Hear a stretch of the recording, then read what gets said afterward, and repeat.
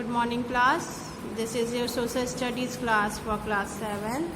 So in today class we are going to start our next chapter, that is chapter number 6, markets around us, which is given at page number 151. So take out your book and come on page number 151. So here is your page number 151. In this page chapter 6 is given markets around us, means बाज़ार जो हमारे इर्द गिर्द जो बाज़ार हैं उनके बारे में हम आज यहाँ पे स्टडी करेंगे। ठीक है, तो मार्केट क्या होता है, सबसे पहले तो हमें ये समझना है कि मार्केट क्या है। तो हम समझते हैं ना कि जहाँ से हम सामान खरीद सकते हैं या बेच सकते हैं, जहाँ पे उसी को हम क्या कहते हैं, मार्केट कहते हैं। ठीक है, in this common everyday uses the word market refer to a particular market. और कॉमनली देखा जाए हर दिन हम मार्केट वर्ड का यूज़ करते हैं जो एक पर्टिकुलर मार्केट के बारे में डिनोट करता है। ठीक है, लाइक जैसे market next to the railway station, the fruit market और द होलसेल मार्केट। जो रेलवे स्टेशन के बगल में जो मार्केट होता है या फलों का मार्केट होता है, होलसेल का मार्केट होता है जहाँ पे थोक में सारी चीज़ें मिलती हैं। ठीक है, market also refers to an area or category of trade or business such as the market for car or the market for ready-made clothes। Market ऐसे भी डिवाइड हुआ है कि वो वहाँ पे क्या चीज़ें बिक रही हैं उसके अकॉर्डिंग भी, जैसे जो ऐसी कैटेगरीज होती हैं जैसे ट्रेड के लिए जो व्यापार के लिए यूज़ हो रहा है, पर्टिकुलर व्यापार के लिए वो एरिया यूज़ हो रहा है, या जैसे कार का मार्केट होता है, रेडीमेड क्लोथ्स का मार्केट होता है, तो ये सब का अलग अलग एरिया बना रहता है। तो the use of word market includes not only specific senses mentioned above but also the entire spectrum of economic activity. देखिए, कोई स्पेशल जगह को सिर्फ बताने के लिए मार्केट का यूज़ नहीं किया जाता है, बल्कि पूरा जो आर्थिक क्रियाकलाप है उस पे एक क्या है, एक रोशनी डालने का काम मार्केट वर्ड करता है। ठीक है, अगर हम एक बहुत बड़े पैमाने पे समझें तो ये कि मार्केट जो है लगभग आर्थिक जो व्यवस्था है उसके बराबर है, अर्थव्यवस्था जो हमारी है उसके बराबर है। ठीक है, अब मार्केट देख रहे हैं तो मार्केट कई टाइप्स के होते हैं, तो वो टाइप्स हम पढ़ेंगे। जैसे हम पर डे हमें कोई ना कोई बहुत सारी चीज़ों की ज़रूरत पड़ती है, जिसके लिए हम कई सारे मार्केट्स में जाते भी हैं। जैसे वीकली मार्केट होता है, शॉपिंग सेंटर होता है हमारे आसपास, या समटाइम हम क्या करते हैं, मॉल या बड़े बड़े कॉम्प्लेक्सेस में भी जाते हैं। हाँ, ये डिपेंड करता है कि हम कहाँ पे रह रहे हैं, शहर में रह रहे हैं, कोई मेट्रोपॉलिटन सिटी में रह रहे हैं जैसे कि दिल्ली, कोलकाता, मुंबई, चेन्नई एक्सेट्रा। ठीक है, अब वीकली मार्केट क्या होता है ये पहले समझते हैं। वीकली मतलब क्या हो गया, वीक मतलब सप्ताह, तो वो मार्केट जो साप्ताहिक लगता है, सप्ताह में लगता है, उससे क्या कहा जाता है, वीकली मार्केट। मतलब सप्ताह में एक दिन लगता है, कोई दिन उसका फिक्स होता है, 1-2 दिन। ठीक, तो in almost all the cities big and small the weekly bazaar और weekly market are a common feature. लगभग हर एक शहर में, चाहे वो बड़ा शहर हो छोटा शहर हो, हर जगह साप्ताहिक बाजार जरूर लगता है, ये एक कॉमन सामान्य है। ठीक है, दे आर, इनको ऐसा इसलिए कहा जाता है कि ये हर हफ्ते एक फिक्स डे पे बाजार लगाते हैं। ठीक है, और इनके बाजार को किस नाम से जाना जाता है, बुध बाजार, शनि बाजार। ये वीकली मार्केट, जैसे बुध बाजार है तो वेडनेसडे को लगेगा, शनि बाजार है तो सैटरडे को लगेगा। ऐसे कई सारे हजारों मार्केट हैं जो हर हफ्ते रोड के किनारे आपके अगल बगल के शहरों में भी लगते होंगे। Delhi for example is a city that become the buzzing centre of such market every week in different areas. Delhi का एग्जांपल दिया जा रहा है कि ये ऐसा शहर है जहाँ पे हर हफ्ते ये वीकली मार्केट रखता है और वहाँ पे बहुत ज़्यादा भीड़ भी होती है। ठीक है, huddled together these market are makeshift market. The traders set up their shop around the afternoon and close them by late evening. These shops offer just about anything from vegetable to clothes। देखिए, ये क्या होते हैं, ये market जो है shifting market के रूप में होते हैं। जो यहाँ के व्यापारी होते हैं वो यहाँ पे शॉप लगाते हैं दिन में, लगभग दिन के समय में लगाते हैं, और देर रात में बंद करते हैं। ठीक है, यहाँ पे आपको कुछ भी मिल जाएगा, चाहे वो वेजिटेबल हो या फिर कपड़े हो, बर्तन हो, ग्रॉसरी के सामान हो या घर के भी आइटम हो, किसी भी तरीके का आइटम आपको इस बाज़ार में मिल जाएगा। एट सम प्लेस आप हॉकर्स भी देखेंगे जो आपको फूड आइटम सेल करते हैं। ठीक है, these food item are generally prepare with the, अब वो हॉकर्स क्या करते हैं, वैसे फूड आइटम सेल करते हैं जो मेनली फैमिली मेम्बर्स द्वारा बनाए गए रहते हैं।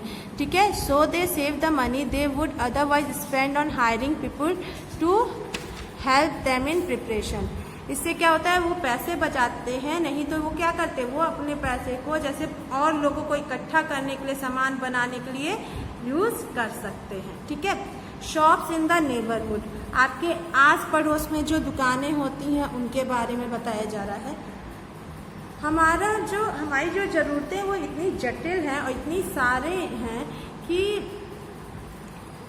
हमें कुछ सामान, कभी कभी ऐसा होता है कि कुछ सामान ऐसे होते हैं जो हमको दूसरे शॉप से, अपने अड़ोस पड़ोस के शॉप से लेने पड़ते हैं, जैसे कि फ्रेश मिल्क, बटर, स्वीट्स, ये सब लेना। डिफरेंट ब्रांड ऑफ ग्रॉसरीज जो होते हैं वो डिपार्टमेंटल स्टोर्स में होते हैं, खाने वाली चीज़ें का अलग एक सेक्शन होता है, मेडिसिन्स, ये सब का अलग अलग सेक्शन होता है। सच थिंग्स आर नॉट, ये सब सामान जो हैं आपको साप्ताहिक मार्केट में नहीं मिलते हैं। ठीक है, shops in the neighbourhood are useful in many ways, जो आपके पड़ोसी में जो भी शॉप्स होती हैं, जो दुकानें होती हैं, आपके लिए कई रूप से फ़ायदेमंद होती हैं। ये हमारे घर के पास होती हैं और हम हफ्ते में किसी भी दिन वहाँ पे जाके अपने सामान ले सकते हैं। यूजुअली क्या होता है, वो वहाँ का ओनर, मतलब वहाँ का जो दुकानदार होता है वो हमें जानता है। ठीक है, sometime we can get thing on credit and pay the amount later, कभी कभी हम चीज़ों को उधार में भी लेते आते हैं और उनका पैसा बाद में देते हैं। होता है ना, आपके आसपास की या पहचान की कोई दुकान रहती है तो आप लोग के यहाँ भी ये चीज़ होती होंगी। ठीक है, नेक्स्ट है super markets and malls.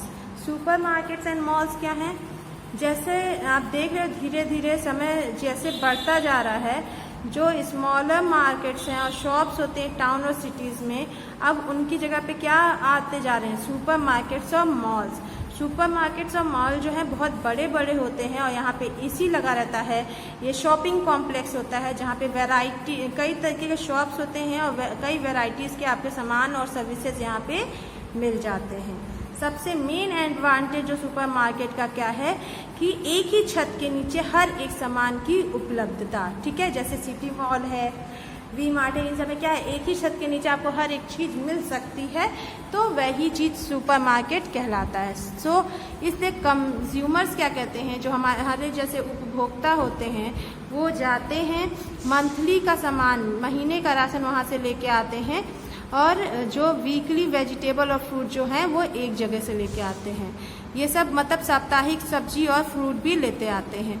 They can also get other things, और वहाँ पे वो कपड़े भी जाते हैं, बुक्स भी वहाँ मिल जाती हैं उसी कॉम्प्लेक्स के अंदर। In cities where in many cases both the husband and the wife are working, शहरों में ऐसा होता है जहाँ हस्बैंड वाइफ दोनों लोग काम करते हैं। ठीक है, जिनके लिए convenient shopping is the need for the our.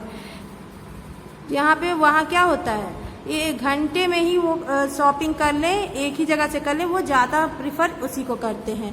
Super market also allow the consumer the satisfaction of choosing thing on their own. इसके साथ साथ यहाँ पे सबसे बड़ा ऑप्शन रहता है कि आप खुद घूम के अपने अनुसार अपने सामानों को चूज कर सकती हैं और ले सकती हैं। होता है ना, मॉल्स है या वी मार्ट है, फिर कोई भी ऐसे शॉप्स हैं, वहाँ पे जो मल्टीप्लेक्स है वहाँ पे आपको खुद ही अपने ही सेलेक्ट करना पड़ता है, अपने घूम के आप सामान ले लीजिए, उसकी बिलिंग करा लीजिए। होता है कि नहीं होता है, तो यही चीज़ तो होता है।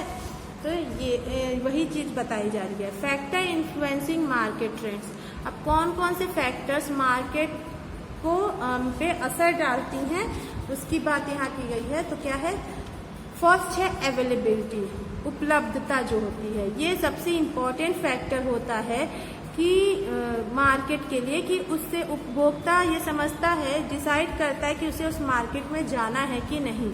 अगर जो भी सामान है उसकी अवेलेबिलिटी बढ़ती या घटती है, उसी इंक्रीजेस और डिक्रीजेस अवेलेबिलिटी, जैसी उपलब्धता रहेगी उस हिसाब से कंज्यूमर की जो डिमांड है वो बढ़ती या घटती है। अगर पर्टिकुलर आइटम कोई है वो बहुत ज़्यादा है मात्रा में वहाँ पे है तो उसकी प्राइस क्या होती है, लो होती है, जिसके कारण उसकी डिमांड जो होती है वो बढ़ जाती है। ठीक है।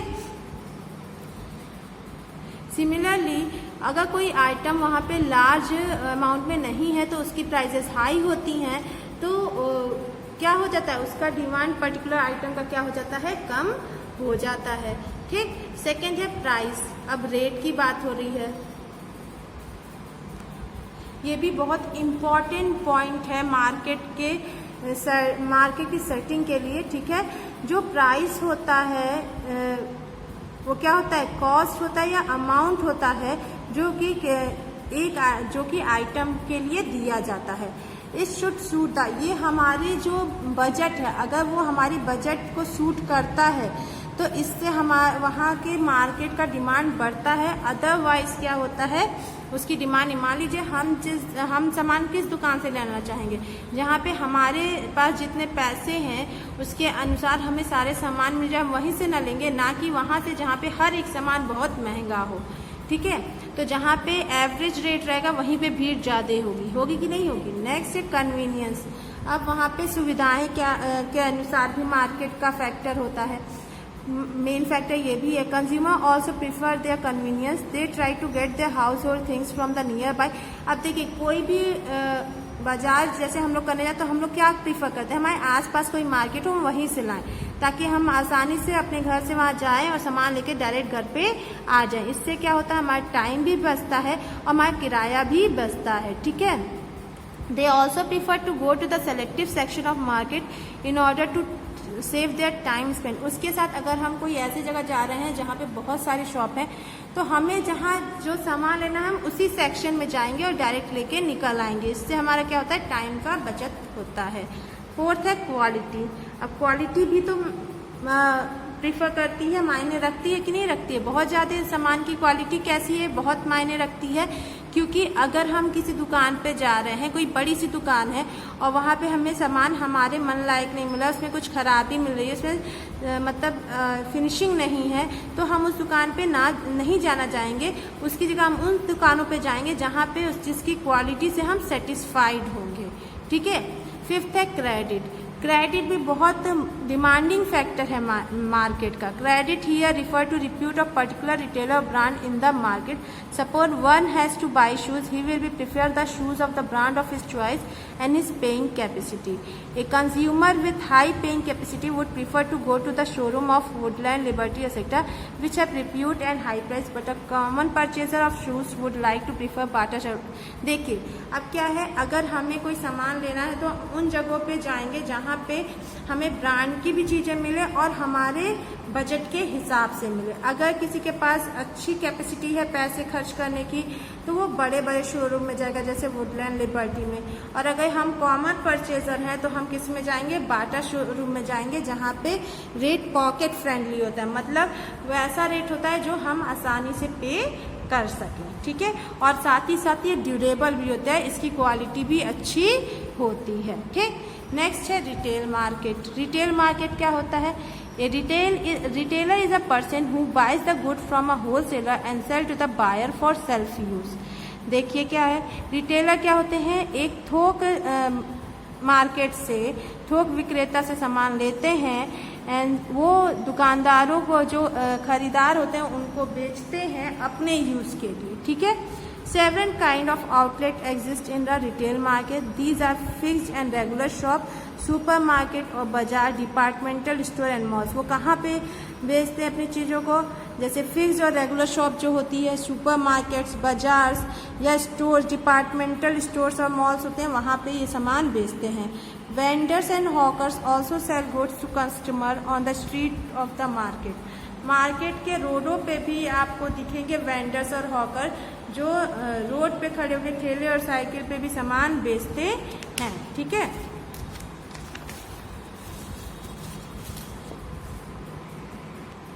नेक्स्ट है वेंडर्स। तो वेंडर क्या होते हैं, वो लोग जो घूम घूम के जगह जगह पे जा के सामान बेचते हैं, उनको वेंडर्स कहते हैं।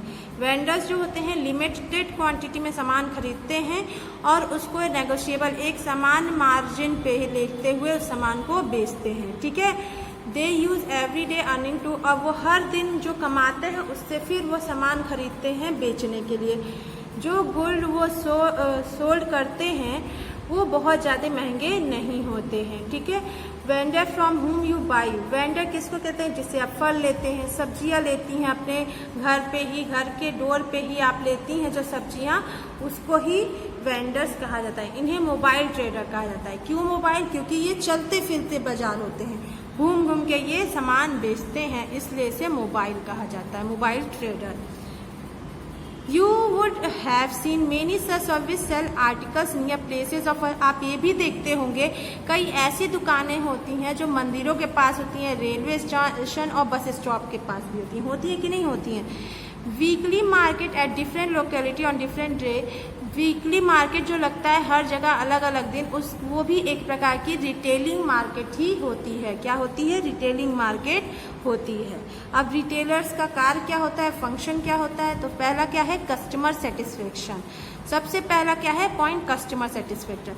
रिटेलर ट्राई करता है अपना अच्छा करने का, जिससे कि वो अपने जो उनके उपभोक्ता हैं, जो कस्टमर्स हैं, उनको अच्छे से पूरी तरीके से उसको सेटिस्फाइड कर सके, जिससे वो सामान जो लिए हुए सामान है उनको वापस ना करें और बल्कि अधिक से अधिक सामान खरीदें। सेकेंड है डिज़ाइन एंड लेआउट। उसके बाद से फॉर स्टोर बेस्ड रिटेलर्स, जो दुकानों में रिटेलर्स होते हैं, वो देखते हैं कि स्टोर की फिजिकल लेआउट, जो उसकी डिज़ाइन है वो बहुत अच्छी होनी चाहिए, ताकि कस्टमर अट्रैक्ट हो और उनकी दुकान में आए, ठीक है, और उसे कंफर्ट वहाँ मिले और कस्टमर के लिए वो कन्वीनियंस भी हो, मतलब आरामदेह हो, सही जगह हो जहाँ वो आसानी से चीज़ें उसे मिल सकें।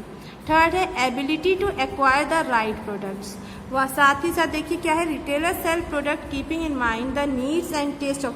रिटेलर क्या करते हैं? वो सामान को बेचते हैं ये सोचते हुए कि वहाँ के लोगों के क्या ज़रूरतें हैं या उनकी क्या पसंद है, उसको ध्यान में रखते हुए सामानों को बेचते हैं। They try to identify the product that customer will demand and negotiated with suppliers to obtain these products. और वो कोशिश करते हैं कि वहाँ के लोगों की डिमांड क्या, वो किस तरह का प्रोडक्ट चाहते हैं और उसको क्या करते हैं, वो एक जेन्युइन रेट पे उसको बेचने की कोशिश करते हैं। फोर्थ है लोकेशन। रिटेलर हमेशा ये इंश्योर करते हैं कि उनकी शॉप ऐसी जगह पे हो जहाँ पे लोग आसानी से पहुँच सकें और आसानी से चीज़ों को खरीद सकें। अगर if a store has high visibility and is easily accessible, customer will prefer to go such. देखिए अगर दुकान बड़ी है, मतलब दुकान कहीं सही जगह है और लोग वहाँ आसानी से पहुँच सकते हैं, तो लोग उसी दुकान पे जाके सामान खरीदना पसंद करेंगे जो उनके घर के पास भी हो और अच्छा सामान भी मिलता हो, ठीक है। फिफ्थ है प्रोडक्ट प्रेजेंटेशन। अब चीज़ों का प्रेजेंटेशन करना भी एक बहुत मेन पॉइंट होता है, ठीक है। तो product should be package and presented in a manner which catches the eyes of the. Products को ऐसे पैक करना चाहिए या उसको प्रेजेंट करें ताकि कस्टमर उसकी नज़र उस पर पड़े, ठीक है। In apparel and cloth stores various type of garment are displaced on mannequins to show the customer. देखिए जैसे कपड़ों की दुकान क्या होती है, वो वहाँ पे क्या होता है, जो डमीज होती हैं उनको, जो ये प्लास्टिक की कठपुतलियाँ बनी रहती हैं, उनको कस्टमर क्या करते हैं, कपड़े उन्हें पहना के डोर पे या डोर के बाहर लगाए रहते हैं, ताकि लोग उस कपड़े को देख के उस दुकान की ओर अट्रैक्ट हो और वहाँ शॉपिंग करने आए। इसी तरीके से फूड स्टोर में भी क्या है, कुछ नई नई टेक्निक्स का यूज़ किया जाता है, जैसे सैंपल का टेस्ट करने के लिए, ताकि कस्टमर आए, सैंपल टेस्ट करे और फिर ही सामान खरीदे। तो इससे क्या होते हैं, जो कस्टमर हैं वो अट्रैक्ट होते हैं शॉप्स की ओर, ठीक है। नेक्स्ट है होल सेलर, जो थोक विक्रेता होते हैं। होल सेलर क्या होते हैं, वो लोग होते हैं जो सामानों को बहुत बड़ी मात्रा में खरीदते हैं कहाँ से, सीधे जहाँ जिस इंडस्ट्रीज़ में वो बनती हैं, ठीक है, और फिर उसे रिटेलर्स को बेच देते हैं या इंडस्ट्रीज़ को, या कमर्शियल लेवल पे या इंस्टीट्यूशनल संस्थान के यूज़ के लिए। Wholesaler really sells good directly to the ordinary consumer, और कभी कभी क्या होता है वो डायरेक्ट कंज्यूमर्स को भी बेचते हैं। Wholesaler also offer other services, ये अदर सर्विसेज भी देते हैं, जैसे फिर से उस चीज़ों को रीअसेंबल करना, सही से रखना, उसको सही से पैक करना, उसमें से छांटना, सब साफ करना, फिर अच्छी ग्रेडिंग की गुड्स को अलग करना, ठीक है। साथ ही साथ वो क्या करते हैं, फिर से सारे गुड्स को, अच्छे गुड्स को क्या करते हैं, इकट्ठा करके उसको फिर से पैकिंग करते हैं छोटे छोटे स्लॉट्स में। They also offer storage facility, इसके साथ साथ यहाँ पे स्टोरेज फैसिलिटीज़ भी होती है, और रिटेलर्स के लिए वो क्रेडिट भी देते हैं इफ़ रिक्वायर्ड, जहाँ पे ज़रूरत होता है, मतलब कुछ परचेस करके कुछ पैसे बाद में देने का भी काम वो करते हैं, बिकॉज दे, तो उनको ज़रूरत पड़ने पे वहाँ पे क्रेडिट मतलब हाफ पे कर दिए और हाफ बाद में पे करें, ऐसा भी ऑफर ये लोग देते हैं। Because they deal in such large quantity and buy directly from the producer, wholesaler sell goods at a lower price than retailer. देखिए इसमें क्या है, ये बड़े पैमाने पे चीज़ों को खरीदते हैं और डायरेक्टली जहाँ से उसका प्रोडक्शन होता है सामान का, वहाँ से खरीदते हैं, इसलिए जो है होलसेलर गुड जो है वो बहुत कम प्राइस में वो खरीदते हैं इन कंपैरिजन टू रिटेलर। अब ये कम प्राइस में प्रोड्यूसर से खरीदते हैं, फिर ये कुछ फ़ायदे के साथ रिटेलर को बेचते हैं, और रिटेलर फिर दुकानों पे उसे बेचते हैं अपने फ़ायदे पे, ठीक है। तो इस तरीके से हम लोग के पास पहुँचते पहुँचते किसी भी सामान का जो है रेट क्या हो जाता है, हाई हो जाता है। रोल ऑफ इंटरमीडिएट, मतलब बीच में जो ये मार्केट सामान हमारे तक पहुंचने, प्रोड्यूसर से हमारे तक पहुंचने के बीच में जो लोग काम करते हैं, उनकी भूमिका यहाँ बताई गई है।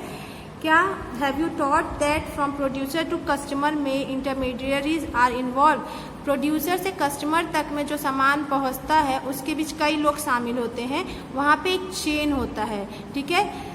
Sometime this chain is limited to 2, कभी कभी 2 लोग के बीच में होता है, लेकिन मोस्टली क्या होता है ये 3, 4 या इससे ज़्यादा इंटरमीडियरीज बीच में काम करते हैं। If the farmer bring his produce in the market he naturally get more price for his produce, अगर जो किसान है वो डायरेक्टली मार्केट में अपने सामान को बेचे तो उसे उसका पैसा अधिक मिलेगा।